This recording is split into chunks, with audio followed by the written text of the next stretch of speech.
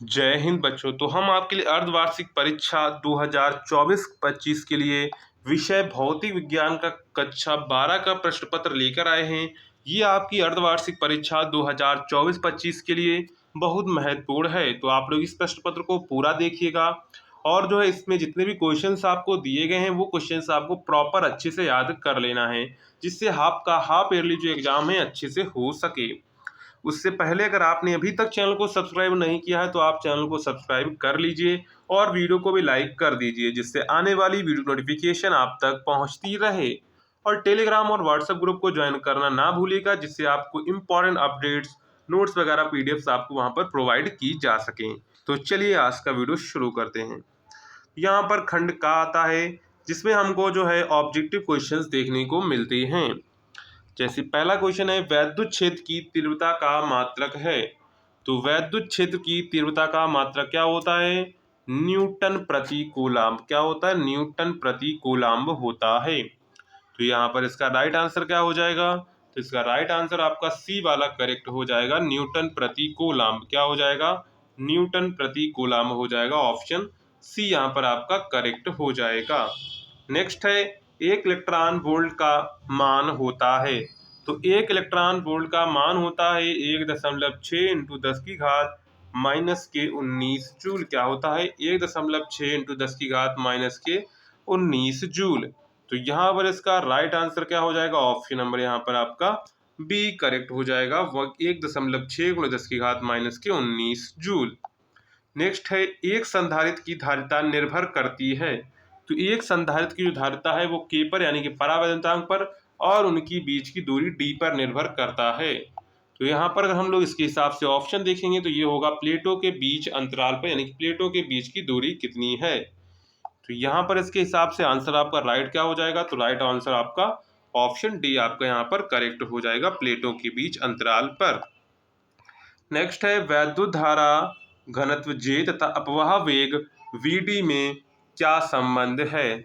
इसमें क्या संबंध है? J equal to N E V D square, ये आपका संबंध है। तो इसके हिसाब से हमारा राइट आंसर क्या हो जाएगा? इसके हिसाब से हमारा करेक्ट ऑप्शन हो जाएगा ऑप्शन नंबर 4 आपका जो है वो करेक्ट हो जाएगा। J equal to N E V D square, option number D आपका करेक्ट हो जाएगा। नेक्स्ट है, यहाँ पर दिए गए चित्र में से किसी परिपथ के भाग में धारा दर्शाई गई है, तो आई का मान यहाँ पर आपको ज्ञात करना। क्या करना है? आई का मान यहाँ पर आपको ज्ञात करना रहेगा।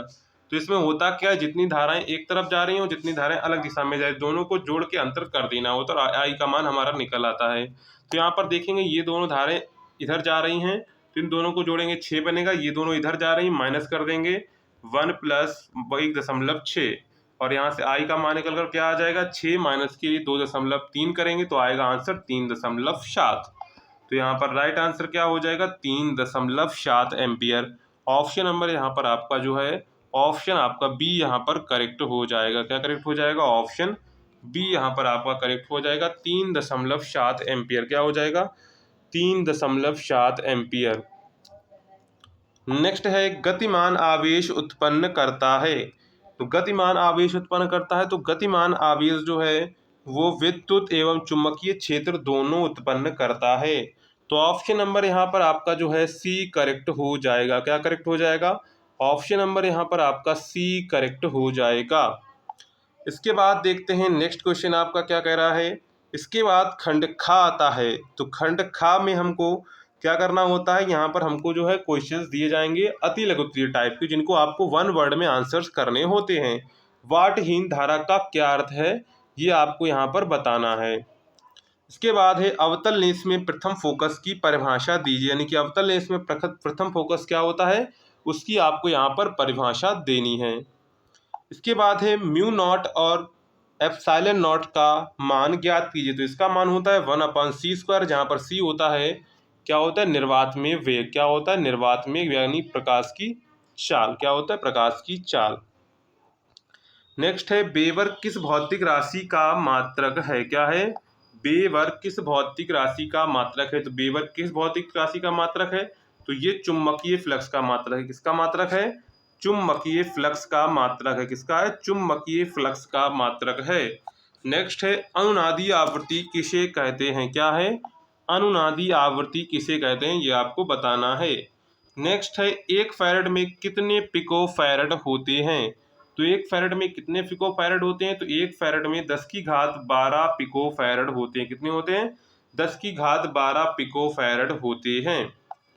इसके बाद खंड ग आता है, जो सी धारिता के आवेशित संधारित्र की प्लेटों के मध्य K बराबर 2 परावैद्युतांक की परावैद्युत प्लेट रखी गई है। यदि प्लेट रखने के पूर्व संधारित्र का आवेश Q तथा विभवांतर V हो, तो प्लेट रखने के बाद आवेश तथा विभव के मान में क्या परिवर्तन होगा, यानी कि विभव के मान पूछा गया है। तो आपका क्या होगा, आवेश वही रहेगा, लेकिन जो है विभवांतर वो आधा हो जाएगा। क्या हो जाएगा, विभवांतर जो है वो आधा हो जाएगा। नेक्स्ट आपको परिभाषा देनी है, यहाँ पर विद्युत विभव की परिभाषा दीजिए तथा इसकी विमान लिखिए। नेक्स्ट है विद्युत चुम्बकीय प्रेरण संबंधी लेंज का नियम क्या है, यह किसके संरक्षण पर आधारित है, ये आपको यहाँ पर बताना है।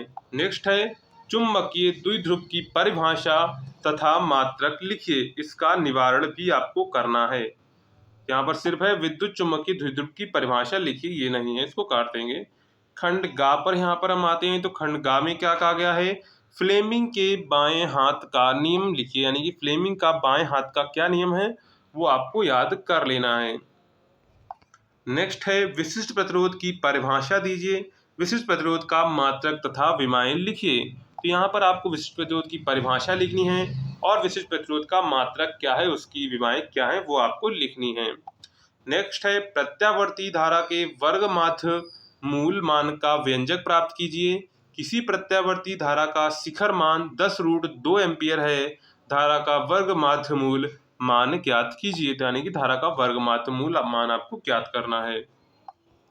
नेक्स्ट है चुंबकीय फ्लक्स से आप क्या समझते हैं, विद्युत चुंबकीय प्रेरण संबंधी आपका जो फैराडे का नियम है वो आपको लिखना है।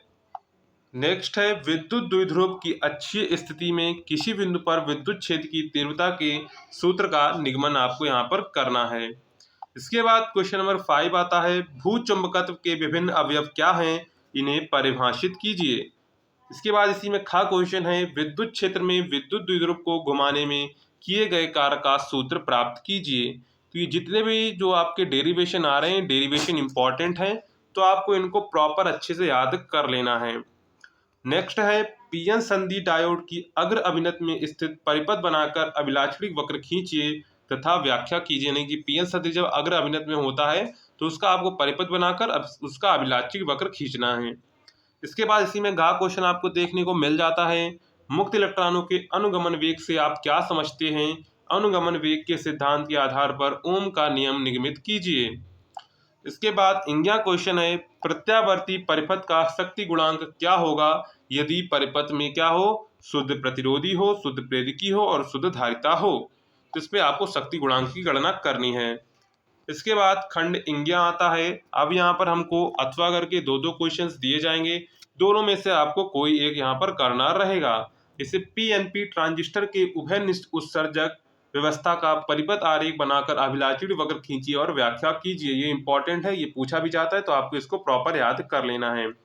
अथवा प्रत्यावर्ती वोल्टेज स्रोत V equal to V naught sine omega T से प्रेरकत्व L है, यहाँ पर धारिता C है तथा प्रतिरोध R है, तीनों श्रेणी क्रम में जुड़े हैं। तो सिद्ध कीजिए कि परिपथ की प्रतिबाधा यानी कि Z आपका R square plus WL minus 1/WC का होल स्क्वायर होगा और tan थीटा यानी कि tan phi equal to WL minus 1/C/R होगा। ये आपको यहाँ पर प्रूफ करना रहेगा। इसके बाद देखते हैं क्वेश्चन नंबर 7, विद्युत द्विध्रुव आघूर्ण की परिभाषा दीजिए। अच्छी स्थिति में विद्युत द्विध्रुव के कारण विद्युत क्षेत्र की तीव्रता के लिए व्यंजक प्राप्त कीजिए। अथवा संधारित्र की धारिता की परिभाषा दीजिए। समांतर प्लेट संधारित्र की धारिता का व्यंजक उत्पादित कीजिए, इसकी धारिता कैसे बढ़ाई जा सकती है। तो दोनों में से आपको क्या करना है, दोनों में से आपको कोई एक यहाँ पर करना रहेगा। इसके बाद क्वेश्चन नंबर 8 आता है। तो क्वेश्चन नंबर 8 क्या कह रहा है, एम्पियर का परिपथीय नियम क्या है। एम्पियर के परिपथीय नियम का उपयोग करके एवं अनंत लंबाई के सीधे धारावाही तार से दूरी पर चुंबकीय क्षेत्र का सूत्र स्थापित कीजिए। अथवा ट्रांसफार्मर किस सिद्धांत पर कार्य करता है, उच्चाई तथा अपचाई ट्रांसफार्मर को स्पष्ट कीजिए। तो यहाँ पर आपको 2 क्वेश्चंस दिए गए हैं, दोनों में से आपको कोई एक क्वेश्चन करना है जो भी आपको प्रॉपर अच्छे से आता हो। नेक्स्ट है वैद्युत स्थैतिकी का गॉस का प्रमेय लिखिए। इसकी सहायता से एक आवेशित पतले गोलीय कोश की बाहर किसी बिंदु पर वैद्युत क्षेत्र की तीव्रता यहाँ पर आपको ज्ञात करनी है। अगर आपको ये नहीं आता है तो आप क्या कर सकते हैं, यहाँ पर अथवा नहीं दिया गया, आपको यही यहाँ पर करना रहेगा, यानी कि इसमें कोई कंपलसरी है, ये आपको करना ही रहेगा। जहाँ पर अथवा दिया जाता है वहाँ पर आप दोनों में से कोई एक यहाँ पर जो आपको आता हो वो आप चूज करके कर सकते हैं। तो इस प्रकार आपका जो है क्लास 12th का जो हमने है फिजिक्स का क्वेश्चन पेपर देखा है, ये क्वेश्चन पेपर वेरी इंपॉर्टेंट है आपके एग्जाम के लिए। तो आप इस क्वेश्चन पेपर को एग्जाम से पहले एक बार जरूर देखकर जाइएगा, और इन क्वेश्चंस को अच्छे से, अगर इन क्वेश्चंस को आप तैयार कर लेते हैं तो आपका डेफिनेटली जो हाफ ईयरली एग्जाम है 2024-25 का वो अच्छा जाने वाला है। तो आप इन क्वेश्चंस को प्रॉपर अच्छे से तैयार कर लीजिएगा। और वीडियो को लाइक नहीं किया है तो वीडियो को लाइक भी कर लीजिएगा, और चैनल को भी सब्सक्राइब कर लीजिएगा, और टेलीग्राम और व्हाट्सएप ग्रुप को ज्वाइन करना ना भूलिएगा। तो चलिए मिलते हैं नेक्स्ट वीडियो में, तब तक के लिए जय हिंद।